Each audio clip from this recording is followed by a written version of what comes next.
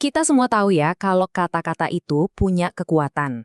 Tapi gimana kalau ada kata-kata yang saking kuatnya sampai bisa mengubah manusia jadi batu? Nah, inilah inti dari sebuah legenda yang luar biasa dari tanah Sumatera. Coba deh bayangin ini, di berbagai penjuru Sumatera Selatan banyak banget tersebar batu-batu yang bentuknya aneh. Aneh banget sampai-sampai mirip manusia. Penduduk setempat percaya loh, ini bukan sekedar formasi alam biasa, tapi sisa-sisa dari sebuah kutukan kuno.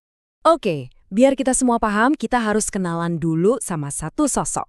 Seseorang yang jejak perjalanannya itu bukan berupa tapak kaki di tanah, melainkan monumen-monumen batu yang diam membisu. Untuk bisa benar-benar ngerasain ceritanya, kita harus masuk dulu nih ke dunianya. Sumatera Selatan di masa lampau, sebuah tempat di mana batas antara dunia nyata sama dunia gaib itu tipis banget. Coba deh bayangin, sebuah dunia yang isinya hutan lebat, di mana sungai itu jadi jalan raya utamanya. Di sini masyarakatnya tuh hidup dengan keyakinan kalau ucapan itu punya bobot yang luar biasa. Sumpah bisa mengikat takdir dan kutukan. Wah, kutukan itu bisa mengubah segalanya secara harfiah. Inilah tanah subur tempat legenda si pahit lidah lahir dan tumbuh. Sekarang, waktunya kita ketemu sama tokoh utamanya. Dia ini bukan raja, bukan juga panglima perang, tapi percayalah, orang-orang jauh lebih takut sama dia.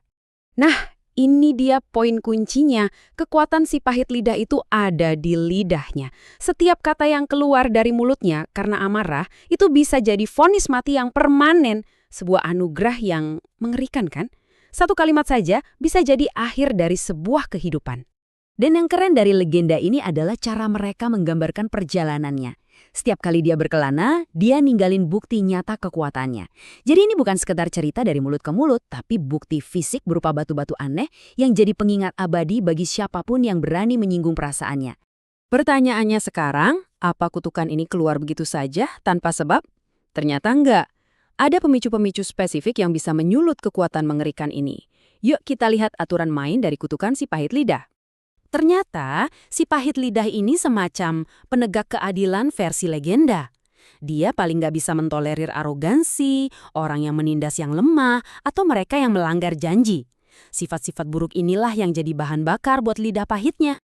Prosesnya digambarkan simpel banget, tapi justru itu yang bikin merinding.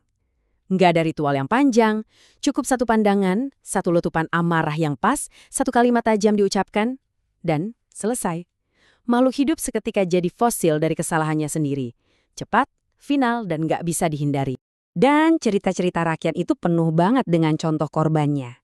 Ada kisah tentang satu rombongan yang ngetawain penampilannya, ada saudagar kaya yang pelitnya minta ampun, bahkan ada legenda tentang satu desa yang dikutuk karena ingkar janji. Semuanya berakhir sama, jadi bagian dari pemandangan alam.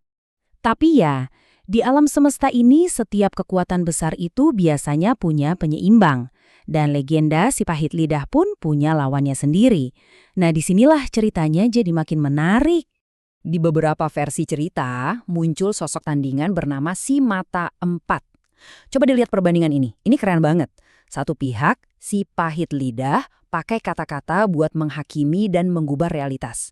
Pihak lain, si Mata Empat, pakai penglihatan supernya buat memahami dan mengungkap kebenaran apa adanya. Kata melawan mata. Jadi, pertarungan mereka itu bukan soal adu otot atau kesaktian. Ini tuh benturan filosofis yang dalam banget antara kekuatan untuk mengutuk lewat ucapan, melawan kekuatan untuk memahami lewat penglihatan. Mana yang lebih kuat? Kata-kata yang menghakimi atau mata yang menjadi saksi? Oke, kita udah tahu kisahnya, kekuatannya, dan konfliknya. Sekarang kita sampai pada pertanyaan intinya, terus kenapa? Apa gunanya cerita ini? Kenapa sih kisah ini terus diwariskan dari generasi ke generasi? Nah, ini dia yang bikin legenda ini begitu kuat. Ini tuh bukan dongeng pengantar tidur biasa. Kenapa? Karena keberadaan situs-situs megalitikum dan bebatuan aneh yang nyata di Sumatera Selatan itu seolah jadi bukti fisik dari ceritanya. Legenda ini punya fondasi di dunia nyata, membuatnya terasa lebih seperti sejarah yang terlupakan. Kalimat ini ngerangkum semuanya dengan indah. Batu-batu itu bukan lagi sekedar objek geologis, tapi dianggap sebagai arsip, saksi bisu dari peristiwa di masa lalu. Dan cerita si pahit lidah inilah yang jadi kunci untuk membaca arsip tersebut, menjaga agar pelajarannya nggak pernah hilang. Dan inilah warisannya. Sebuah pengingat abadi bahwa kata-kata kita itu punya konsekuensi, bahwa kesombongan adalah awal dari kehancuran. Intinya, legenda ini adalah sebuah nasihat kuno yang dibungkus dalam cerita yang seru. Jaga ucapanmu. Dan kisah ini jauh dari kata mati loh. Cerita ini hidup dan bernapas dalam budaya lokal, menjadi daya tarik bagi wisatawan dan terus diceritakan oleh para tetua. Si pahit lidah itu bukan lagi sekedar tokoh mitos, dia adalah ikon kearifan lokal. Kita tutup penjelasan ini dengan sebuah renungan kecil. Legenda si pahit lidah mengajari kita untuk tidak hanya melihat, tapi juga membayangkan. Mungkin saja, di balik setiap batu aneh yang kita tumuli, tersimpan sebuah gema dari kata-kata yang pernah begitu dahsyat.